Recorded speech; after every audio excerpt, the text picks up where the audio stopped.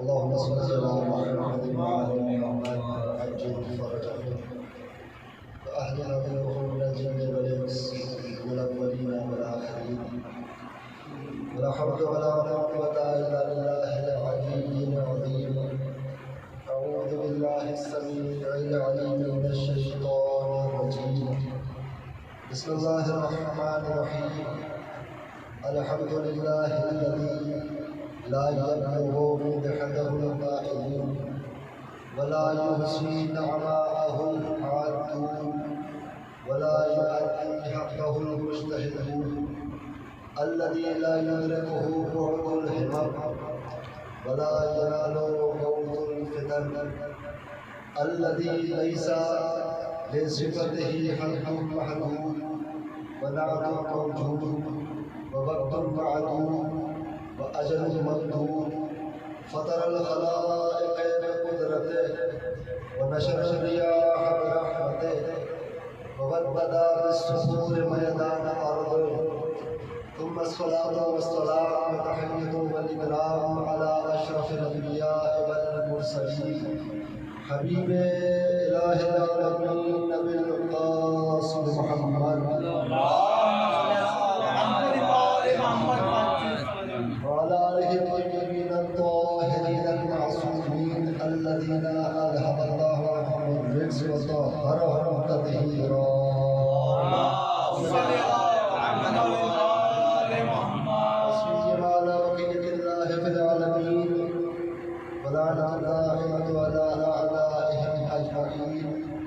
بسم الله الرحمن الرحيم. اللهم كن لوليك الحجة بن الحسن صلوات عليه وعلى آبائه هذه الساعة وفي كل ساعة وليا وحافظا وقائدا وناصرا ودليلا معينا حتى تسكنه أرضك توعا وتمتعه فيها سبيلا.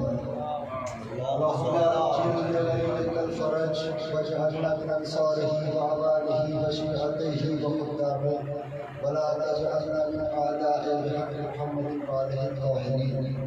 أما بعد فقد قال الله سبحانه وتعالى في كتابه المبين. بسم الله الرحمن الرحيم. قد أفلح المؤمنون. صلوات الله عليه وسلم. اللهم صل على محمد وآل محمد. جس آیت کریمہ کو اپنا عنوان گفتگو قرار دیا ہے وہ سورہ مومنون جو قرآن کا 23واں سورہ ہے اس کی پہلی آیت ہے جس میں ارشاد رب العزت ہو رہا ہے کہ قد افلح المؤمنون کہ بے شک یقیناً فلاح کامیابی مومنین کے لیے کامیاب جو ہے وہ ایمان والے ہیں. اس پر ہماری ایک گفتگو ہو چکی کہ جس میں ہم نے یہ تذکرہ کیا کہ مومن کی جو کامیابی ہے جو کامیاب ہونا چاہتا ہے اس کے لیے ضروری یہ ہے کہ وہ اپنی خلقت کے مقصد کو پورا کرے. اور جہاں پر خلقت کے مقصد کی بات ہے تو اللہ نے یہ دیا ہے کہ میں نے آپ لوگوں کو خلق نہیں کیا سوائے اس کے ذریعے عبادت کریں اور اس عبادت سے مراد اس کی معرفت حاصل کرنا.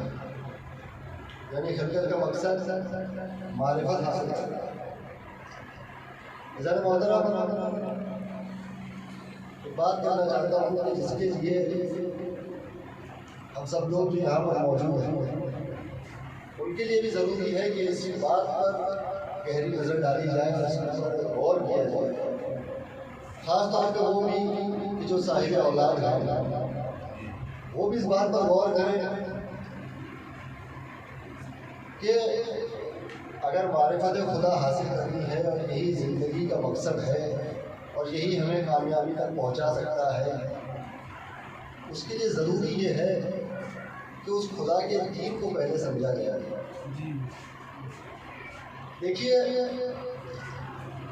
اگر ہم کسی مسجد کی تعمیر کرتے ہیں ہم کسی امام بارگاہ کی تعمیر کرتے ہیں تو اس امام بارگاہ کی تعمیر کا جو مقصد ہے وہ یہی ہوتا ہے کہ مسجد اگر تعمیر کی گئی ہے تو اس کا عین مقصد یہ ہے کہ اس میں نماز ادا کی جائے، اس میں مدرسہ ہو، اور امام بارگاہ کی اگر تعمیر کی گئی ہے تو اس کا عین مقصد یہ ہے کہ اس میں عزائے حسینی کا انتظام کیا جائے، اس میں مجلسوں کا انتظام کیا جائے، اس میں عزاداری برپا کی جائے۔ اگر ہم مسجدوں میں یا امام بارگاہ میں اس کا استعمال کسی معاشرے کام کے لیے یا کسی سوشل کام کے لیے اس کا استعمال کریں تو کوئی برا نہیں ہے۔ کسی مسجد میں شادی کا انتظام ہو گیا، کسی امام بارگاہ کے ہال میں ولیمے کا انتظام ہو گیا، یا کسی نے اگر کوئی ریسپشن کر دیا، غلط بات تو نہیں، ہو سکتا ہے اس کا استعمال کیا بھی جاتا ہے کہ وہ اگر معاشرے کے لیے بھی استعمال کیا جا رہا ہے تو ٹھیک، لیکن عین مقصد کیا ہے؟ مسجد اس لیے ہے کہ اس میں اللہ کی عبادت کی جائے، اس میں نماز ادا کی جائے۔ امام بارگاہ کا مقصد یہ ہے کہ اس میں عزاداری کی جائے۔ لیکن اگر ہم اس کا استعمال اس طریقے سے کرنے لگیں کہ نمازوں پہ ہمارا دھیان نہیں، اس میں جماعت تو ہو نہیں رہی، اس میں قرآن کی تلاوت تو نہیں ہو رہی، لیکن شادی کا ریسپشن برابر ہوا، ولیمہ برابر ہوا، امام بارگاہ میں مجلسیں برپا نہیں ہو رہی، امام بارگاہ میں عزاداری برپا نہیں ہو رہی، لیکن اس کا بھی استعمال معاشرتی کام کے لیے یا سوشل کام کے لیے اس کا استعمال اچھے سے ہو رہا ہے، تو ایمان سے بتائیے کام تو کوئی برا نہیں ہو رہا، کام تو کوئی برا نہیں، اچھا ہی کام ہو رہا ہے، حرام کام انجام نہیں کیا ہے، وہ بھی اچھا ہے، لیکن کیا یہ صحیح ہے؟ عقلی اعتبار سے اگر بات کی جائے تو کیا یہ استعمال صحیح ہو رہا ہے؟ کیا اس مسجد کا، اس امام بارگاہ کی تعمیر کا مقصد پورا ہو رہا ہے؟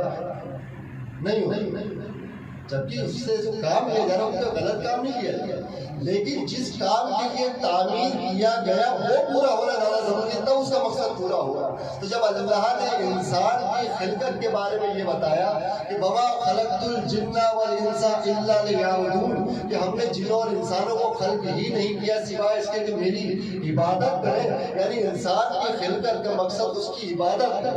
اب اگر انسان عبادت نہ کرے اور دنیا کے سارے کام انجام دے، بھلے ہی وہ کام حرام ہی حلال ہی کیوں نہ ہو، یہ صحیح ہے؟ آپ اس خلقت کا مقصد پورا نہیں کریں۔ ذرا محترم، ہمارے نام تو محمد بھی ہوتے ہیں، ہمارے نام علی بھی ہوتے ہیں، ہم اپنی اولاد کے نام بھی رکھتے ہیں، کسی کا نام حسین ہے، کسی کا نام حسن ہے، کسی کا نام عباس ہے، کسی کا نام صادق ہے، سارے نام تو رکھ لیے اسلام کے، لیکن کیا ہمارے جو بچے ہیں ان کے مقصد کو پورا کرنے کا انتظام کیا؟ کیا ہمارا نام تو ایسا ہے، اسلامی نام ہے، لیکن کیا جس مقصد کے لیے اس بچے کو خدا نے خلق کیا ہے کیا اس کو ادا کیا گیا؟ تو اگر ہماری تربیت میں دین نہ ہو تو بھلے ہی ہمارا بچہ انجینئر ہو، چاہے ڈاکٹر ہو، چاہے کتنی بھی اونچی پوسٹ پہ چلا جائے، صحیح نہیں ہے۔ بھلے ہی وہ دنیاوی کام اچھے انجام دے رہا ہے، لیکن جس مقصد کے لیے اس کو پیدا کیا گیا اگر وہ پورا نہ کر رہا ہو، ہمارا دھیان اس چیز پہ ہونا چاہیے۔ یہاں پر اگر یہ جب انسان کسی اپنی اولاد کو اگر تربیت دینی ہے یا ہم کو خود اس چیز پر آنا ہے کہ ہم اپنے آپ کو دیندار بنانا ہے یا اپنی اولاد کو یا اپنی نسلوں کو اگر دیندار بنانا ہے تو اس کے لیے سب سے زیادہ ضروری یہ ہے کہ ہم اس دین کی اہمیت کو سمجھیں، اس دین کی اہمیت کو سمجھیں کہ وہ دین ہے کیا، کس طریقے سے پتہ چلے گا کہ دین کی اہمیت کیا ہے۔ میں ایک روایت آپ کے سامنے پیش کرتا ہوں، آپ لوگوں نے بارہا اس روایت کو سنا ہوگا کہ مولا کائنات یہ فرماتے ہوئے نظر آتے ہیں کہ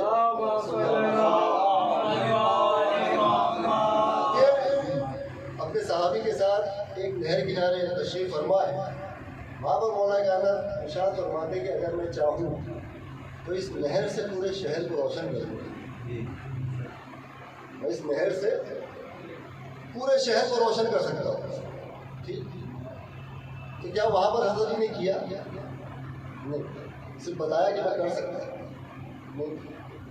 اب آپ دنیا کو دیکھیے، اگر آپ دنیا کی ترقی کو دیکھیں تو دنیا نے جو ترقی حاصل کی ہے یہ آخری کچھ 100 سالوں میں ترقی حاصل کی، کب سے انسان کی جو ترقی کی رفتار بڑھی ہے، کون سی چیز کے بعد بڑھی ہے؟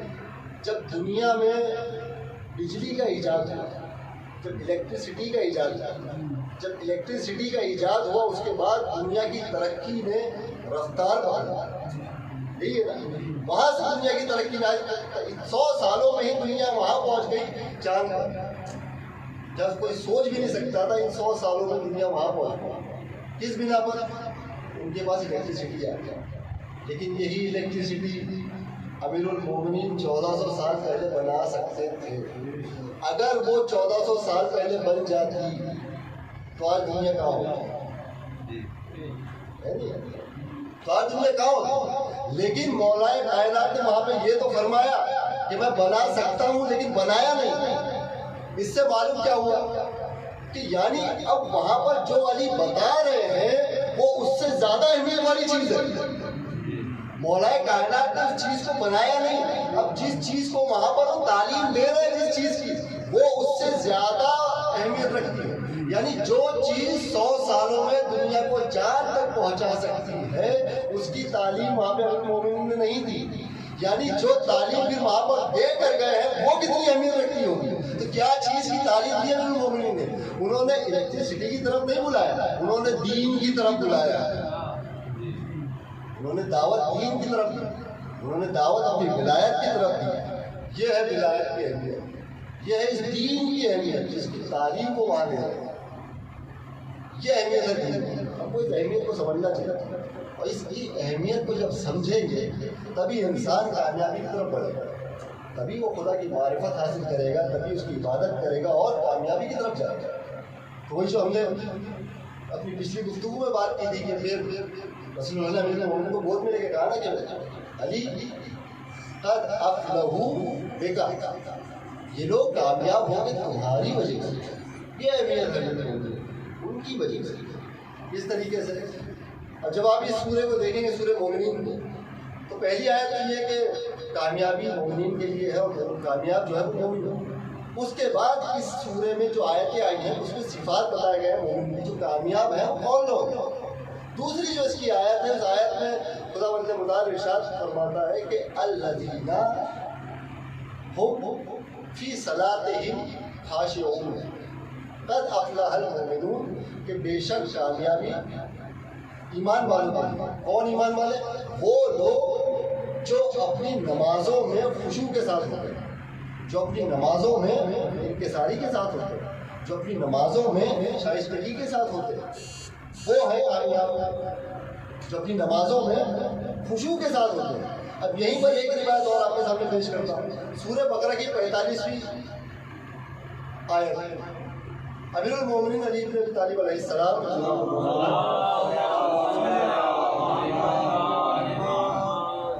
الانوار میں علامہ مجلسی ایک روایت نقل کرتے ہیں. اس میں جو روایت کا جو باب ہے، جو چیپٹر ہے، اس چیپٹر کا نام ہے معرفت نورانیہ امیر المومنین. حضرت علی کی معرفت نورانی معرفت. اس نورانی معرفت میں حضرت علیہ السلام اپنی معرفت خود کروا رہے ہیں. ان کے سامنے بیٹھے ہوئے جناب سلمان، جناب ابو ذر، حضرت علی معرفت کروا اپنی کون سی نورانی. فرماتے ہیں یا سلمان ہو یا جندب، اے سلمان اے جندب. قرآن میں جو یہ آیت ہے، کون سی آیت؟ جو سورہ بقرہ کی 45ویں آیت ہے، ہم نے سنی.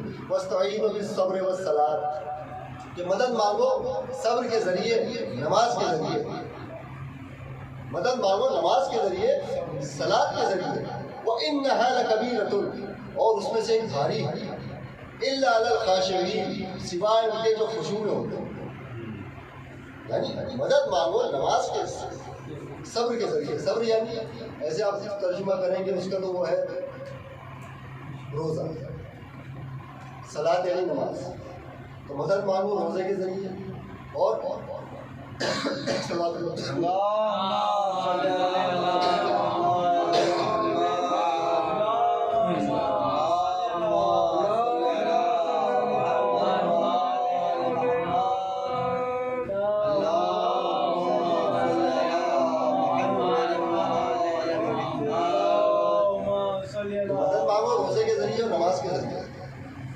اسی حدیث میں جو اللہ علیہ نے نقل کی ہے، اس میں ابھی ہم فرماتے ہیں یہاں پہ صبر سے مراد رسول اللہ ہے. صبر سے مراد رسول اللہ اور صلاۃ میں کیا فرمایا مدد مانگو رسول کے ذریعے اور علی کے ذریعے. یہاں پہ نماز صبر جو ہے وہ رسول اللہ صلاۃ جو ہے اس کے بعد دوسری آیت کے آگے بڑھ کر وَإِنَّهَا لَكَبِيرَةٌ اس میں سے ایک بھاری ہے إِلَّا عَلَى الْخَاشِعِينَ. حضرت علی فرماتے اس میں سے جو بھاری ہے وہ میری ولایت ہے. إِلَّا عَلَى الْخَاشِعِينَ سوائے ان کے جو خشوع کے ساتھ ہوتے ہیں یعنی سوائے اس کے جو میری روایتوں پر میری حدیثوں پر پوری طریقے سے تسلیم کرتے ہیں. یہ اللہ نے یہاں کیا فرمایا ہم فی صلاتہم خاشعون جو نماز میں خشوع کے ساتھ نماز میں اور جو میرے سامنے تسلیم کے ساتھ ہوتے ہیں وہ کامیاب ہے. یعنی کامیاب وہ ہوتا ہے جو امیر المومنین علی ابن ابی طالب علیہ السلام کے سامنے تسلیم کرتے ہیں. یہ ہے امیر المومنین علی ابن ابی طالب علیہ السلام کی ولایت. اس ولایت تک آخر میں جو ہمارا عنوان گفتگو معرفت حاصل کی ہے یہی معرفت جو حاصل ہوگی ہم کو امیر المومنین کی معرفت حاصل کرنی ہے اور اللہ کی معرفت حاصل کرنی ہے اور رسول اللہ کی معرفت حاصل کرنی ہے. ایک مرتبہ واقعہ یہ ہوا کہ رسول اللہ کے ایک اونچے صحابی جن کا افضلیت میں ہی دوسرا نمبر آتا ہے وہ ایک مرتبہ رسول اللہ سے ملاقات کے لیے گئے. جانے کے بعد انہوں نے دیکھا کہ وہاں دروازے پر جناب سلمان کھڑے تو انہوں نے جناب سلمان سے سوال کیا کہ سلمان اندر کون کون. انہوں نے کہا کہ رسول اللہ ہے اور 2 فلاں لوگ ہیں اور ایک وہ ہے جس کو میں نہیں پہچانتا. تو انہوں نے کہا کہ ٹھیک ہے. وہ اندر گئے. انہوں نے دیکھا کہ رسول اللہ تشریف فرما ہے اور کچھ لوگ جن کا نام جناب سلمان نے لیا تھا اور حضرت علی. تو انہوں نے فوراً رسول اللہ سوال کیا یا رسول اللہ آپ نے سلمان کو بہت سر پہ چڑھا دیا اب تو سلمان جھوٹ بولنے لگے. انہوں نے ایسا کیا ہو گیا. میں نے جب باہر پوچھا کہ اندر کون کون ہے تو انہوں نے کہا کہ سب ہے اور حضرت علی کا نام نہیں لیا اور یہ کہا کہ ایک وہ ہے جس کو میں نہیں پہچانتا. صرف نام حضرت علی کا نہیں. کیا یہ علی کو نہیں پہچانتے؟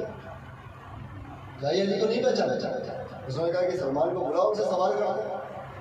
جب سلمان کو بلایا گیا بلانے کے بعد سوال کیا کہ سلمان تم نے ایسا کیا. سلمان کے رسول اللہ میں نے بس اسی لیے کہا کہ آپ نے حدیث میں فرمایا ہے کہ علی تم کو یا تو اللہ نے پہچانا یا میں نے پہچانا.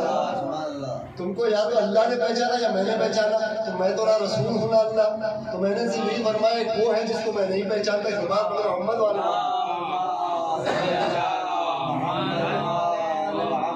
تو ان کی معرفت یا تو اللہ لگتا ہے یا رسول اللہ. اور رسول اللہ ایک حدیث میں اور ارشاد فرماتے ہیں کہ اے علی اللہ کی ذات وہ ہے کہ جس کو یا تو تم نے پہچانا یا میں نے پہچانا.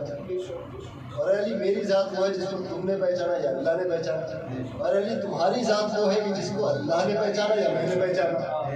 تو اب یہ جو معرفت ہے ان تینوں ذات کی ایک توحید خداوندی ہے ایک رسالت رسول اللہ ایک امامت امیر المومنین. ان تینوں کی جو معرفت ہے ان تینوں کے درمیان ہے. لیکن ہم جو ایک گفتگو کر رہے ہیں اس میں گفتگو کا مقصد ہی یہ ہے کہ ہم معرفت حاصل کر لیں.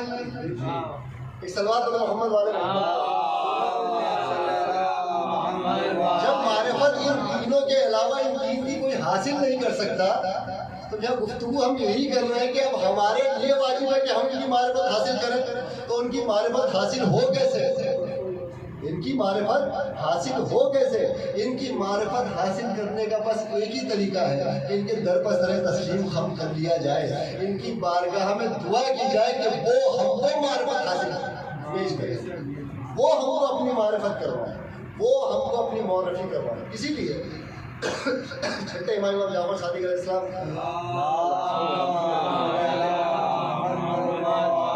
جناب مفضل ابن عمر سے ارشاد فرماتے ہیں کہ دیکھو جب آخری زمانہ ہوگا دور غیبت میں یہ دعا پڑھا گیا اور یہی دعا وہ ہے جو مومنین کو مصیبت سے بھی نجات دے. کون سی دعا ہے؟ امام نے ارشاد فرمایا اللہم عرفنی نفسک. اے اللہ تو مجھے اپنی معرفت کر. فإنک إن لم تعرفنی نفسک لم عارف نبیک، اور اے اللہ اگر تو نے اپنی معرفت نہیں کروائی تو میں تیرے نبی کو نہیں پہچان پاؤں گا۔ پھر امام فرماتے ہیں اللہم عرفنی رسولک فإنک ان لم تعرفنی رسولک لم عارف حجتک، اے اللہ تو اپنے رسول کی معرفت کروا، اگر تو اپنے رسول کی معرفت نہیں کروائے گا تو میں تیرے حجت کی معرفت حاصل نہیں کر پاؤں گا۔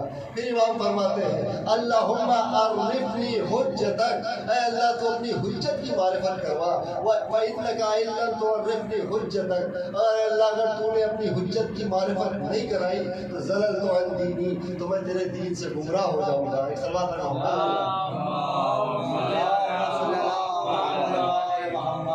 دعائے معرفت، اگر ہم چاہتے ہیں کہ ہم کی معرفت حاصل کریں ہم کو چاہیے کہ دعا مسلسل کریں۔ امام تعلیم فرمائے معرفت کے لیے دعا کرو ان کی بارگاہ میں تاکہ ہم کو ان کی معرفت حاصل کی جائے۔ اور جب امام زمانہ صلی اللہ تعالیٰ فرجہ الشریف اللہم صلی علی محمد کا جب ظہور ہوگا تو ان کے صحابیوں کی صفات میں سے ایک صفات جو لکھی ہوئی ہے اس کو سب سے پہلی صفات ہے ان کی صفات کی، کیا صفات ہے ان کی صفات؟ یعرفون اللہ حق معرفت، وہ اللہ کو اس طریقے سے پہچانتے ہوں گے جو پہچاننے کا حق ہے۔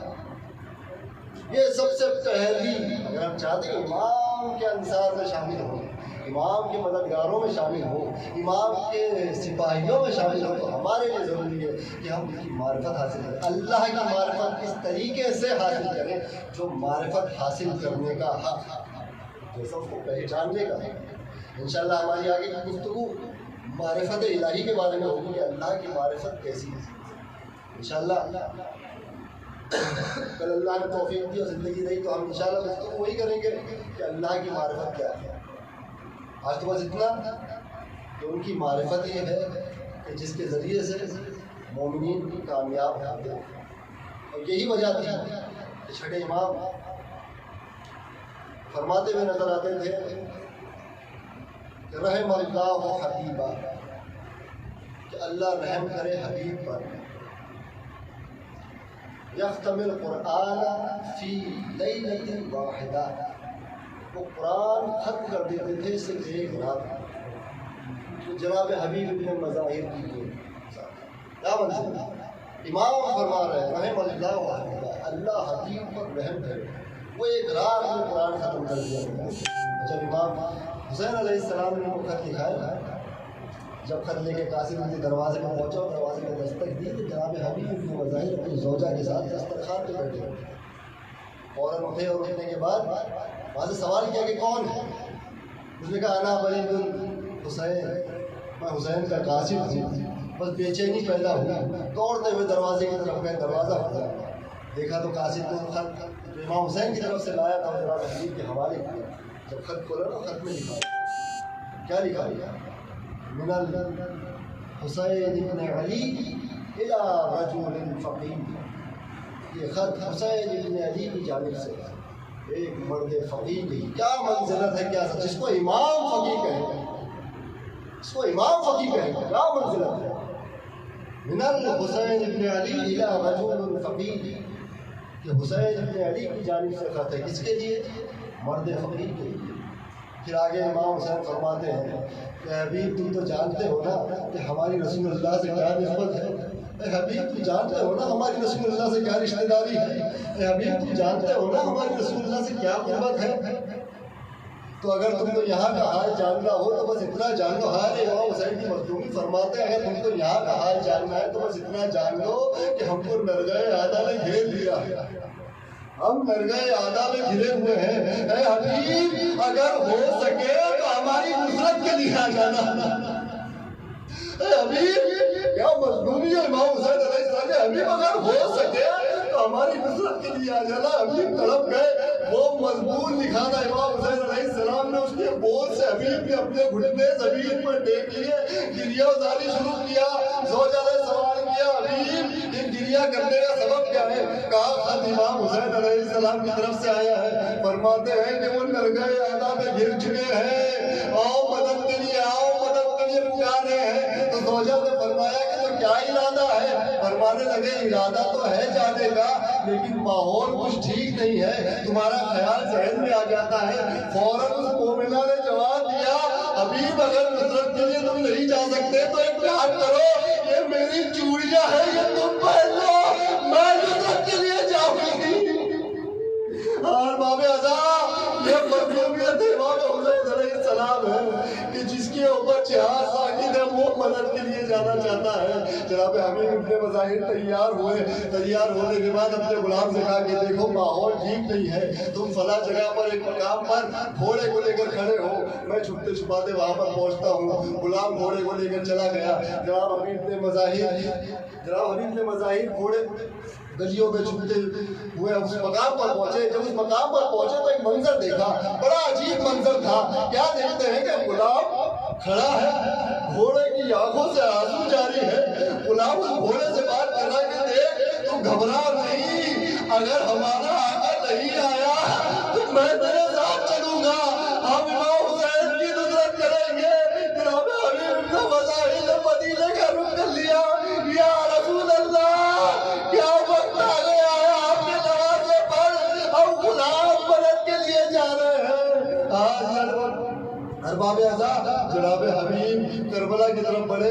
ایک موقع یہ آیا کہ امام حسین علیہ السلام خیام حسینی پر کرسی پر بیٹھے ہوئے ہیں، دیکھا کہ ایک دھول اڑ رہی ہے، سمجھ گئے کہ حبیب آ رہے ہیں۔ فوراً آواز دی، علی اکبر، اے میرے بھائی عباس آگے بڑھو، میرا بچپن کا دوست حبیب آیا ہے، آگے بڑھو، اس کا استقبال کرو۔ جناب عباس آگے بڑھے، جناب علی اکبر آگے بڑھے۔ ایک مرتبہ جب حبیب خیمے کے قریب آئے، اصحابوں میں خوشی پھیلی، نعرہ تکبیر بلند ہوئی۔ جناب زینب نے نعرہ تکبیر کو سنا، فوراً جناب فضہ کو بلایا، فضہ کو بلا کر فرماتی، فضہ ابھی تک تو جو بھی آیا ہے وہ ظالموں کی طرف آیا ہے، وہ ہم پر ظلم کرنے والا آیا ہے، یہ کون آیا کہ نعرہ تکبیر بلند ہے؟ فضہ نے کہا میں دیکھ کے بتاتی ہوں۔ جناب فضہ نے بتایا کہ امام حسین کے بچپن کے دوست حبیب ابن مظاہر نصرت کے لیے آئے ہیں۔ فوراً جناب زینب نے کہا کہ فضہ جا کر حبیب سے میرا سلام کہہ دینا، جا کر حبیب سے میرا سلام کہہ دینا، جناب حبیب سے سلام کہہ دینا۔ جناب فضہ فوراً جناب حبیب کے پاس آئی کہ حبیب زینب نے سلام بھیجا ہے، بس سلام کا سننا تھا۔ حبیب نے اپنا امامہ عرض کربلا پر پھینک دیا، تماچے مارے، خاک کو اپنے سروں پر ڈالا۔ یا رسول اللہ، کیا وقت آ گیا، اب شہزادی غلاموں کو سلام بھیج رہی ہے۔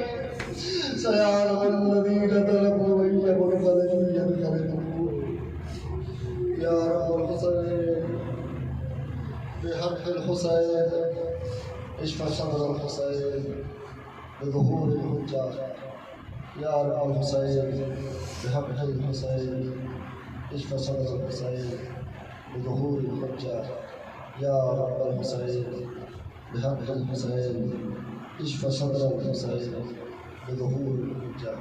مادر حسین